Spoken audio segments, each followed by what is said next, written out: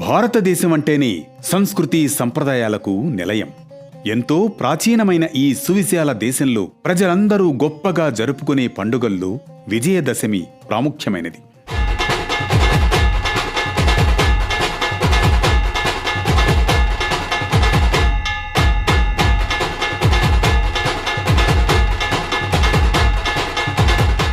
ఆశ్వయుజ మాసంలో తొలి 9 రోజులను శరన్నవరాత్రుల పేరుతో జగన్మాత పార్వతీదేవిని రోజుకో రూపంలో భక్తి శ్రద్ధలతో కొలుస్తారు. ఈ నవరాత్రులలోని చివరి రోజే విజయదశమి. చివరి రోజు అందరూ ఆయుధ పూజ చేస్తారు. అయితే ఇలా ఆయుధ పూజ ఎందుకు చేస్తారు?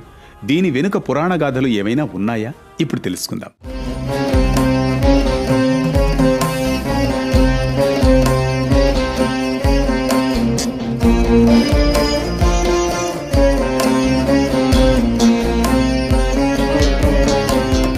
దసరా లేదా విజయదశమి పండుగ నేపథ్యంలో జరుపుకునే శరన్నవరాత్రుల చివరి రోజు అమ్మవారిని మహిషాసురమర్దిని రూపంలో కొలుస్తారు. ఈ రోజున ఐగిరి నందిని నందిత మోదిని విశ్వ వినోదిని నందినుతే గిరివర వింధ్య శిరోదిని వాసిని విష్ణు విలాసిని జిష్ణునుతే భగవతి హేసితి కంఠ కుటుంబిని భూరి కుటుంబిని భూరి కృతే జయ జయ హే మహిషాసురమర్దిని రమ్యకపర్ధిని శైలసుతే అనే మహిషాసురమర్దిని స్తోత్రంతో జగన్మాతను పూజించి ఆయుధ పూజ నిర్వహిస్తే అరిష్టాలన్నీ తొలగి విజయ మార్గం సుగమమవుతుందని పురాణ కథల సారాంశం. అమ్మవారు కాళీ అవతారంలో మహిషాసురుణ్ణి అంతం చేసి మహిషాసురమర్దిని అనే నామధారణ చేశారు. మహిషాసురుడు బ్రహ్మదేవుడి కోసం తపస్సు చేసి దేవతలు మానవుల నుంచి మరణం లేని వరాన్ని పొందుతాడు. అనంతరం తనను అంతమొందించేవారే లేరన్న అహంకారంలో అన్ని లోకాల మీద దండెత్తి దేవతలందరినీ తరిమి కొడతారు. మహిషాసురుణ్ణి అంతమొందించే శక్తి దేవతలకు ఉన్నప్పటికీ బ్రహ్మదేవుడి వరానికి కట్టుబడి వారు ఏమీ చేయలేకపోతారు. కాని మహిషాసురుడి ఆగడాలు అంతకంతకు పెరిగిపోవడంతో త్రిమూర్తులు ఇతర దేవతలు కలిసి అతన్ని అంతమొందించాలని జగన్మాతను కోరుకుంటారు. శక్తికి మూలమైన అమ్మవారికి త్రిమూర్తులు తమ ఆయుధ శక్తులను ధారబోస్తారు. దీంతో అమ్మవారు మరింత శక్తిమంతురాలై 8 చేతుల్లో 8 ఆయుధాలతో సింహవాహనంపై మహిషాసురుడితో యుద్ధానికి వెళతారు. తన రాక్షసత్వంతో అమాయకులను ముప్పు తిప్పలు పెడుతున్న మహిషాసురుణ్ణి అమ్మవారు వధించి మహిషాసురమర్దిని నామధారణ చేస్తారు.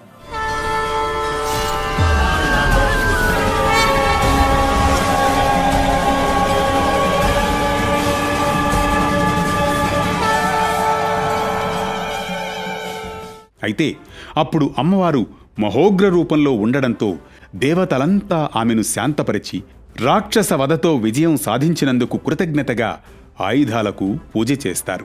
ఇలా అప్పటి నుంచి ఆయుధ పూజ ఆనవాయితీగా జరుపుకోవడం ప్రారంభమైంది.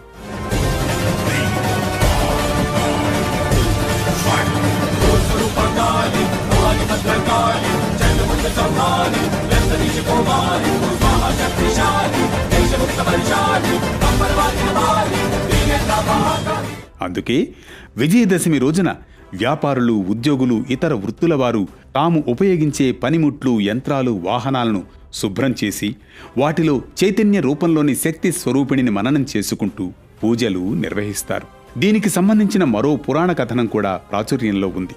అరణ్యవాసాన్ని ముగించుకున్న పాండవులు తమ అజ్ఞాతవాసం కోసం విరాటుడి కొలువునకు వేర్వేరుగా వెళ్లి ఉద్యోగాల్లో చేరుతారు.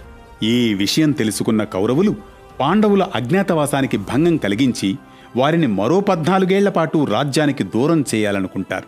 వెంటనే విరాట రాజ్యంపై యుద్ధానికి వస్తారు. కానీ ఆ యుద్ధం సమయానికి విరాట రాజ్యంలో అర్జునుడి మినహా పాండవులు, విరాటరాజు ఉండరు.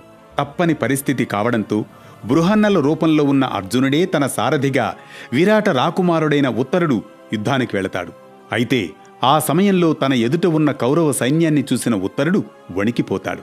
మరోవైపు అర్జునుడు తమ అజ్ఞాతవాసానికి అదే చివరి రోజు అని గ్రహించి విరాట రాజ్యానికి వెళ్లే ముందు వారు శమీ చెట్టుపై కట్టిన ఆయుధాల మూట నుంచి తన గాంధీవాన్ని తీసుకుంటాడు.